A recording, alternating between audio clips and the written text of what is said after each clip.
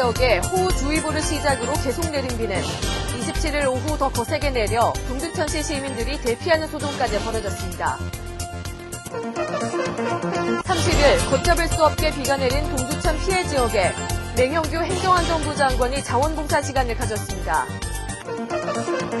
31일 무심하게도 하늘에서는 비가 내렸습니다. 하지만 복구 작업은 비가 내림에도 계속됐습니다. 동두천시는 2일 수해 피해에 대한 실질적인 검토를 위해 현장 실국장 회의를 열었습니다. 중앙동에는 수해민들과 봉사단체 회원들을 위해 마련된 여러 무료급식 봉사가 있었습니다. 안녕하십니까. 8월 첫째 주 두드림 주간 뉴스입니다.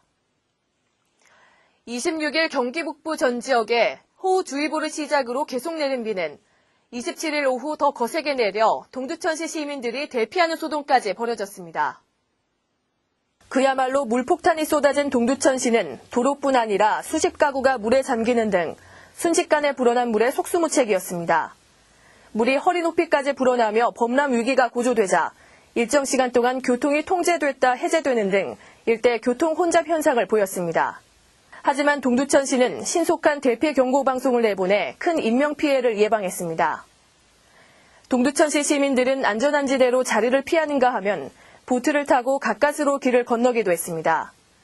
시민들은 하나라도 더 물건을 건지기 위해 물빼기 작업을 하는 등 필사적으로 움직였습니다. 동두천시장은 김문수 경기도지사 및 시 관계자들과 대책회의를 하고 동두천시 성당을 찾아 걱정하고 있을 시민들을 다독이는 시간을 가졌습니다. 이어 국지적으로 강한 비는 짧은 시간에 한꺼번에 내리는 특성을 가지고 있어 특히 안전에 유의하고 시설물 관리에도 만전을 기해야 한다고 당부했습니다.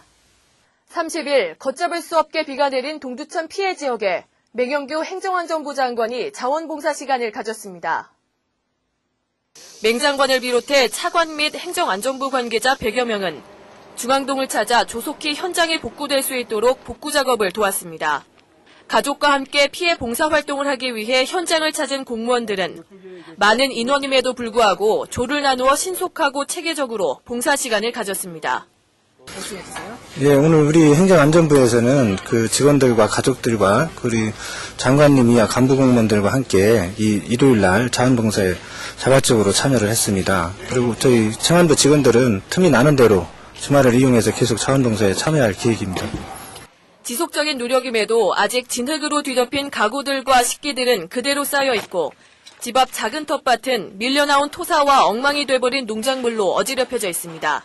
또한 빗물로 인해 진흙처럼 변한 연탄들이 가득합니다. 가족 단위 봉사자들은 함께 구슬땀을 흘리며 정리 작업에 열중입니다. 더불어 맹 장관도 한 피해 현장을 찾았습니다. 직접 진흙에 의해 더러워진 옷들을 봉사단체 회원들과 함께 빨래를 하며 현장 주민들을 위로하고 피해 복구의 애로사항을 청취하는 시간을 가졌습니다. 그러니까 이번에 엄청난 폭우가 와서 많은 시민들이 피해를 많이 입었는데 그분들이 결코 외롭지 않다는 걸 좀 알려드리러 왔습니다. 그래서 제가 뭐 빨래하고 여기서 도와준다 그래도 그게 얼마나 큰 힘이 되겠어요. 그러나 그분들에게 우리가 결코 외롭지 않구나. 우리한테도 희망이 있구나 하는 그런 마음을 전달하고자 그렇게 왔습니다. 31일 무심하게도 하늘에서는 비가 내렸습니다. 하지만 복구 작업은 비가 내림에도 계속됐습니다. 쓰레기와 흙더미를 치우는 손들은 연신 움직이지만 좀처럼 속도는 붙질 않습니다. 하지만 끊임없이 지원되는 복구 인력으로 인해 시민들도 힘을 내봅니다. 이날 주한미군 2사단 소속의 미군 장병 250여 명은 공병대 장비와 함께 보산동 일대 상가 및 주택가에서 나온 쓰레기들을 치우느라 구슬땀을 흘렸습니다. 또한 24단 병사들도 동두천동 6통을 찾아 산사태로 인한 피해를 입은 시민들을 위해 장비를 동원해 복구 작업에 힘썼습니다. 하지만 턱없이 모자란 장비와 또다시 내리는 비로 인해 전날보다 지연되는 모습을 보였습니다. 동천시는 27일, 28일 많은 폭우로 피해가 엄청나게 발생했습니다. 자원봉사자와 민간군 협력으로 복구가 이루어지고 있으나 장비 부족, 특히 소형 장비 부족으로 복구가 지연되고 있습니다. 오늘 많은 피가 예상되고 있다는데 매우 많이 염려스럽습니다. 동두천시는 2일 수해 피해에 대한 실질적인 검토를 위해 현장 실국장 회의를 열었습니다. 이번 회의에는 김문수 도지사와 김성열 행정 1부지사 등 도공직자 20여 명과 동두천 지역 도의원을 비롯해 오세창 동두천시장과 임상호 시의회 의장 등이 자리를 함께했습니다.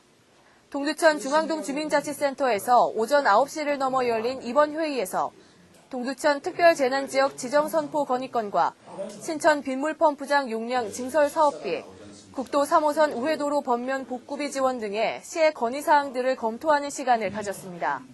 김문수 지사는 신속하고 정확한 현장 조사로 상습적으로 반복되는 수해 피해를 방지해야 한다며 하루빨리 도와시가 함께 머리를 맞대 시민들의 무너지는 억장을 달래야 한다고 덧붙였습니다.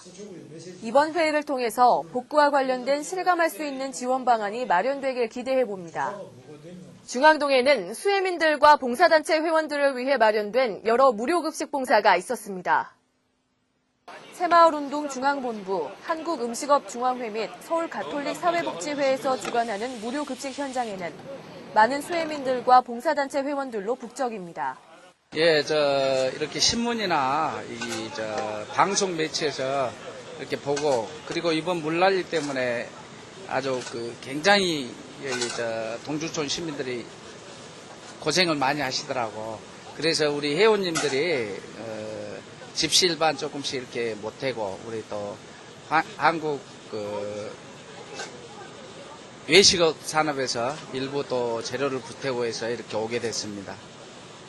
한국음식업중앙회의 음식과 사랑봉사단은 중식업 관계자들이 모여 손수 만든 자장면을 시민들과 봉사원들에게 배식해주고, 서울가톨릭사회복지회의 급식 차량인 빨간밥차 봉사대원들은 반찬들과 밥을 식판에 덜어주며 사랑을 전달합니다. 이상으로 두드림 주간 뉴스를 마칩니다. 시청해주신 여러분 고맙습니다.